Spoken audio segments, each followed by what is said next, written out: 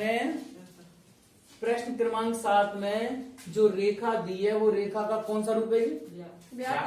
अंतःखंड रूप। जी वाला व्यापक रूप बना लिया है एलसीएम लेके। तो अपन को पता है ये रेखा एक्स अक्ष को मिलेगी 4,0 पर, वाई अक्ष को मिलेगी 0 और 6 पर। प्रश्न में ये लिखा है कि ये रेखा वाई अक्ष को जिस बिंदु पर मिलती हो उस बिंदु से लंब रेखा का समीकरण ज्ञात करो। हमारे कौन सी रेखा का समीकरण ज्ञात करना है? समीकरण 2 प्राप्त करना है। ठीक है। अब सब लोगों को पता है कि जब भी रेखा का समीकरण निकालते हैं तो एक तो बिंदु चाहिए। तो बिंदु तो अपने पास आ गया डायरेक्ट यहाँ पर कितना 0। दूसरी चाहिए प्रवणता। क्यों? तो सुनो, पहले तो ये बताओ रेखा एक की प्रवणता कितनी है? रेखा एक की प्रवणता M1 कितना है? -3/2। तो इसकी लंब रेखा 2 की प्रवणता क्या होगी? 2/3 प्लस के 2/3। वहां निकालेंगे सीधी लंब रेखा की प्रवणता कैसे निकालते हैं? इस संख्या को पलट दो और निशान बदल दो। ठीक है। तो तुम्हें बिंदु पता चल गया, प्रवणता पता चल गई, रेखा का समीकरण ज्ञात कर सकते हो। ठीक है। तो लिखेंगे अब बिंदु 0, 6 से जाने वाली तथा प्रवणता कितनी? प्रवणता M2 2/3 वाली रेखा का समीकरण।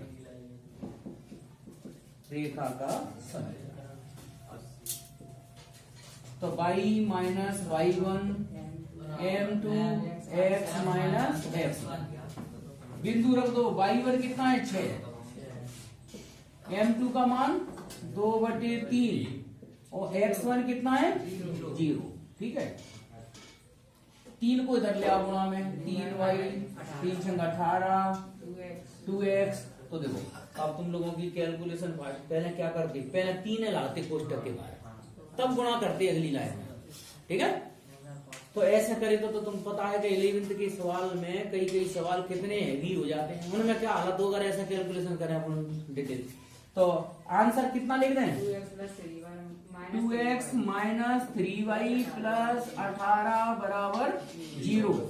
यही अपना अभिष्ट समीकरण। हाँ, प्रश्न क्रमांक 8 में 3 रेखाएं दी हैं। 3 रेखाओं से एक त्रिभुज बनेगा ABCD। समीकरण 1 में इसको मान लेता हूं। ठीक है।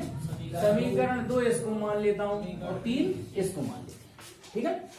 अगर मैं समीकरण 1 व 2 को हल करूं, 1 व 2 को हल करने का हल कैसे करते हैं? x और y के मान निकालते हैं। हाँ सर। तो मैं A बिंदु के निर्देशांक डायरेक्ट 0 0 लिख रहा हूं। कैसे आएंगे 0 0? देखो ध्यान से सुनना। समीकरण 1 और 2 को जोड़ दो। x और x कट गए। 2y बराबर 0, तो y बराबर 0। क्यों? और y का मान इसमें रखेंगे, यहाँ चाहे इसमें रख दो। y का मान 0 रखेंगे तो x का मान भी 0, तो x 0 y 0। ठीक है। अब तुम्हें बता दें ट्रिक है कि मैंने डायरेक्ट कैसे लिख दिया। मैंने नहीं हल्के लिख दिया, तो तुम लोगों को ट्रिक बता दें। अगर समीकरण में 2 समीकरण ऐसे हो जिनमें x और y हो और अचर संख्या नहीं हो, तो उनको हल करने पर हमेशा 0 0 ही मिलेगा। हल करने में क्या सुना तुमने? एक बार फिर बताओ। समीकरण x और y हो अचर संख्या नहीं हो। जैसे मान लो एक ऐसे ले लें 2x धन 3y बराबर 0 ले लें। एक मान लो 9x धन 17y बराबर 0 ले लें। इनको अगर हल करेंगे तो 100% x और y के मान 0 0 आएंगे। करके देखना। ओके।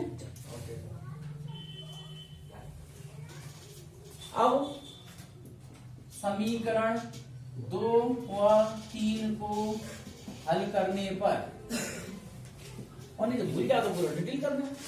क्यों? समीकरण 1 और हल करके x और y की मान निकाले। अब समीकरण 2 और 3 को अगर अपन हल करेंगे तो देखो x का मान तो डायरेक्ट k है क्या नहीं? x बराबर k है डायरेक्ट है। और 2 और 3 का बिंदु मैंने क्या माना है? c माना है। तो चलो यहाँ b लिख दो और यहाँ c लिख दो, कहीं लिख दो अपने आप। तो 2 और 3 को हल करने पर बिंदु b प्राप्त होगा जिसमें x का मान कितना है? k।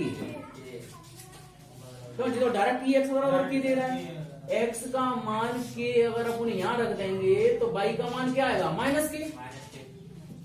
तो माइनस k आएगा। x का मान k समीकरण 2 और 3 हल करना है तो 2 और 3 का ही उपयोग करना है केवल। x बराबर k आया और x का मान k समीकरण 2 में रख दिया तो y का मान माइनस k आएगा क्या नहीं आएगा? है ना? आएगा। ठीक है, समीकरण 3 व 1 को हल करने पर हाँ सी बिंदु समीकरण 3 और 1 x बराबर तो k फिक्स है ही और x का मान k यहाँ रखेंगे, x का मान तो y बराबर k आ जाएगा, कोई दिक्कत नहीं है। अब तुम्हें x1 y1 पता चल गया, x2 y2 पता चल गया, x3 y3 पता चल गया, तो त्रिभुज एबीसी का क्षेत्रफल का सूत्र कौन सा लगेगा? लिखेंगे अब त्रिभुज एबीसी का क्षेत्रफल 1/2 x1 y2 माइनस y3 है ना। हाँ चक्री क्रम में चलते हैं नंबर 1 2 3। अब 2 के बाद क्या आएगा? y2 के बाद y3 y1 बोला करो ऐसे, ठीक है। चक्री क्रम में नंबर चलेंगे और x3 के बाद y1 माइनस y2, ठीक है।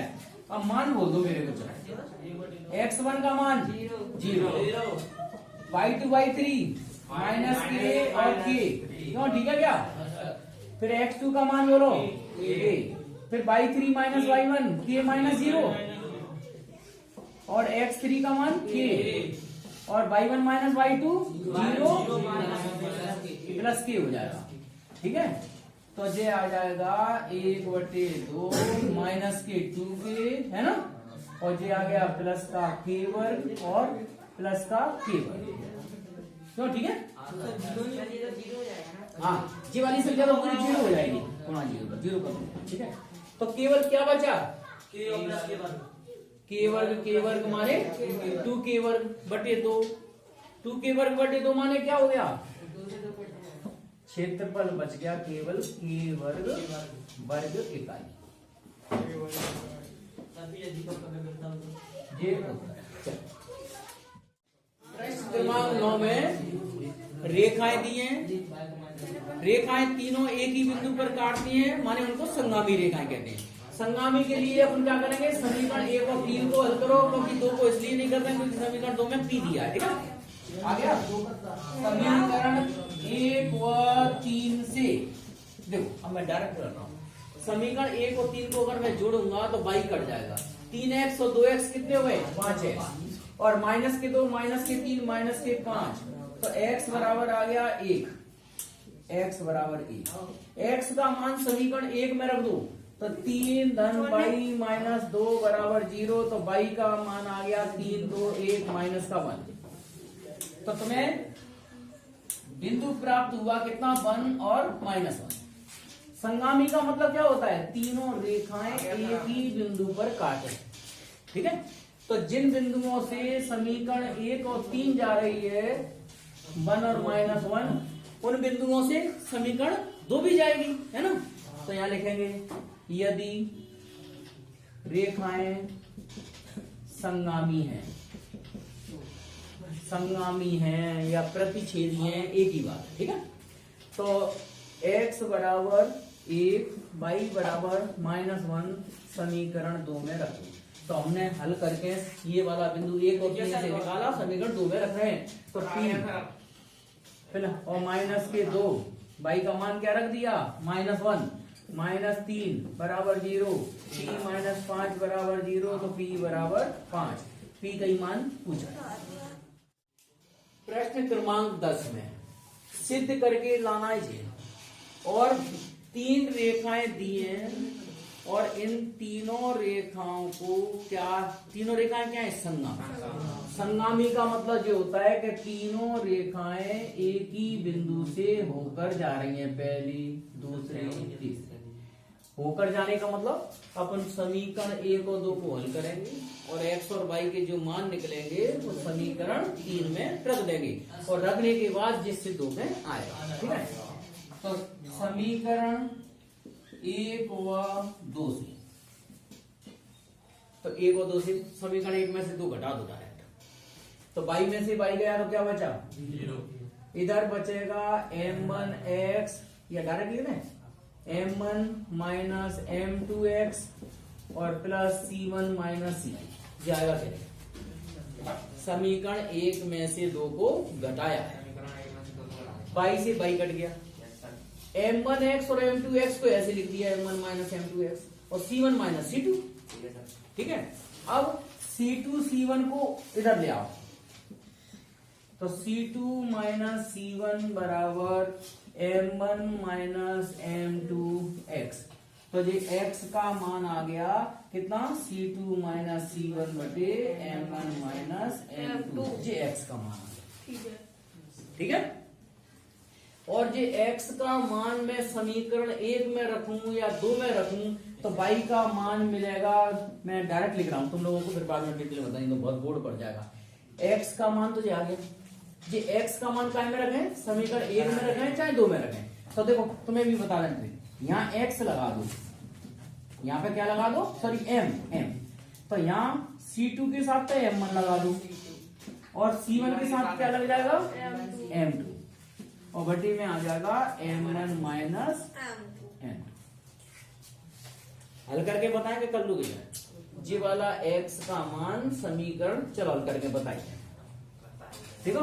देखो बाई m1 x, हाँ कितना निकला x का मान अपना, c2 माइनस c1 बटे m1 माइनस m2 निकला और प्लस का c1, ठीक है।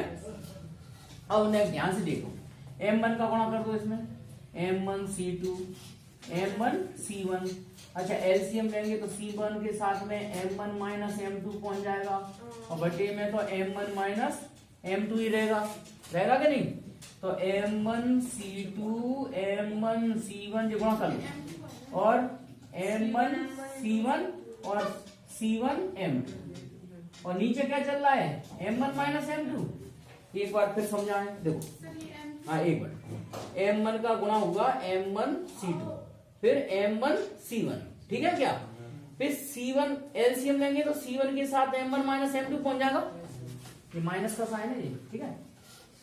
नीचे तो m1 माइनस m2 एलसीएम ही चलेगा, तो गुणा करेंगे तो यहाँ क्या आ जाएगा, ये c1 m1 और c1 m2 कट क्या गया, जे और जे कैंसिल हो गया, बचा क्या m1 c2 और c1 m2, जी बचा m1 c2 माइनस, मतलब c1 m2 लिखो या m2 c1 लिखो, बात तो बना की समझा दो, इधर उधर कहीं भी लिखो, भाई जी आ गया नहीं आ गया m2 c1 है, तो ये x का मान आ गया, ये y का मान आ गया। अब लिखेंगे यदि रेखाएं संगामी है, तो संगामी है तो क्या करेंगे, x और y के मान काय में रखेंगे, समीकरण 3 में, ठीक है। संगामी है तो समीकरण 3 से रख दो समीकरण 3 में, y बराबर m3, x का मान तो जी रख दो c2 माइनस c1 बटे m1 माइनस m2 और प्लस c3 है ना, और y का मान भी क्या रख दो, ये रख दो m1 c2 m2 c1 बटे m1 माइनस m। अब अपन एलसीएम लेंगे है ना, वो ब्रैकेट वगैरह खोलेंगे और जो सिद्ध करना है वो आ जाएगा। एलसीएम लेके बताना ना मेरे को, m1 c2 m2 c1, LCM से एलसीएम कट गया, क्यों m1 माइनस m2 यहाँ आएगा, m1 माइनस m2 इधर एलसीएम आएगा, इधर क्या बचेगा m3 c2 माइनस c1 और c3 और m1 माइनस m2। एक बार फिर देखो यहाँ अगर एलसीएम लेंगे तो ये वाली स्टेप आएगी क्या नहीं आएगी भाई? ये तो एलसीएम लेंगे तो एलसीएम से तो एलसीएम काट दिया दोनों तरफ, m1 minus m2 m1 minus m2 तो कट जाएगा दोनों तरफ। इधर तो जी बचेगी ऊपर की संख्या, इधर m3 के साथ जी गुणा हो जाएगा और जे वाला एलसीएम कहाँ पहुंच जाएगा? C3 के गुणा में। अरे काट दिया आपने भाभी। हाँ जी m1c2 minus m2c1 m3c2 m3c1 plus c3m1 और c3m1। अब ध्यान से सुन लो, इस वाले मतलब अपने इसको सॉल्व करके जे बनाया लाना जी है। अब कैसे लाना है वो ध्यान से समझ लो। सबसे पहले m1 वाले पद लिखो, m1 ठीक है। तो m1 कहाँ पे आ रहा है बताओ? एक तो m1 यहाँ आ रहा है और एक m1 जे आ रहा है, ठीक है। तो m1c2 और उसको इधर ले m1c3, देखो निशान लगा दे जाओ, एक ये और ये लिख दिया क्या नहीं? अब इसके बाद m2 वाले पद लिखो। तो m2 वाला पद एक तो ये है m2c1 और m2 वाला पद एक वो है, तो उधर से ले आओ c3m2। तो ये m2 वाले पद लिख दिए अपन ने। अब m3 वाले पद लिख दो, m3 हाँ m3 एक तो ये है, पहले लिख दो इसको m3c1 है ना। और ये जब ये इसको भी इधर ले जाओ माइनस का हो जाएगा उधर लेफ्ट हैंड साइड में m3 बराबर 0। अब इन दोनों में क्या कॉमन आ रहा है? m1 तो c2 माइनस c3, क्यों? इन दोनों में क्या कॉमन आ रहा है? तो प्लस का m2 लो, तो पहले c3 लिख दो, c3 माइनस c1। देखो प्लस का m2 कॉमन लेंगे तो c3 प्लस का लिख दिया और ये c1 माइनस का लिख दिया, कोई दिक्कत नहीं है। फिर उसके बाद इसमें कितना कॉमन ले लो? m3 तो c1 माइनस c2, यही सिद्ध करना है।